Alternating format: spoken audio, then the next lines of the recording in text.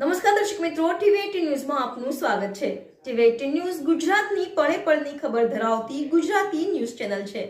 હવે જોઈએ મુખ્ય સમાચાર। પ્રેમ પ્રકરણનો લોહિયાળ અંત। બોટાદમાં પ્રેમિકાની નજર સામે 8 પરિજનોએ પ્રેમીને રહેસી નાખ્યો।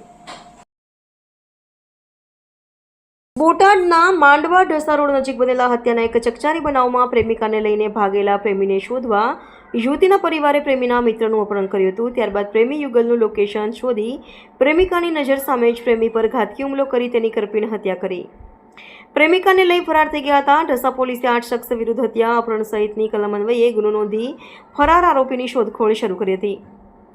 મોસાળમાં રહેતા યુવકને ગામની જ ભાણેજ સાથે પ્રેમ થયો હતો। ભાવનગરના ટીમણા ગામના વતની અને હાલ ઉમરાળાના ટીંબી ગામે મોસાળમાં રહીને પશુપાલનનો વ્યવસાય કરતા 21 વર્ષીય યુવક જનક વિનુભાઈ કોતરને આ જ ગામની ભાણેજ અને ભાયાવદર ગામે રહેતી પિયુ સાથે 1 વર્ષ પૂર્વે પ્રેમ થયો હતો। પરિવારને જાણ થતાં યુવતીએ પ્રેમી જનકને લઈ જવાનું કહેતા ગત મંગળવારે જનક ગામમાં જ રહેતા મિત્ર યાજ્ઞિક મહેશભાઈ જોટાણીયાને સાથે લઈને 2 અલગ અલગ બાઇક પર ભાયાવદરથી યુવતીને રંઘોળા લઈ આવ્યો હતો, જ્યાં બંને મિત્રો છૂટા પડ્યા હતા।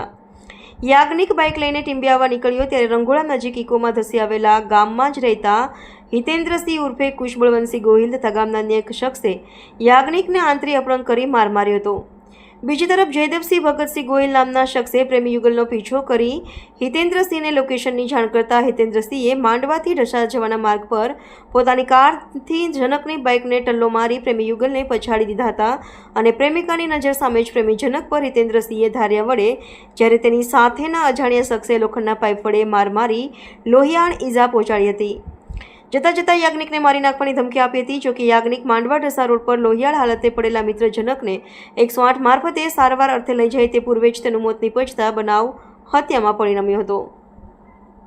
બનાવની જાણ થતાં જ મૃતકના પરિવારજનો તથા ઢસા પોલીસ સ્ટાફ ઘટના સ્થળે દોડી આવ્યો હતો અને મૃતકના ભાઈ સાગરભાઈ ધીરુભાઈ કેરાસિયાની ફરિયાદના આધારે 8 શખ્સો વિરુદ્ધ હત્યા અપહરણ સહિતની કલમ અન્વયે ગુનો નોંધી આરોપીની શોધખોળ હાથ ધરી છે। ટીવી18 ન્યૂઝ ગુજરાતી બોટાદ।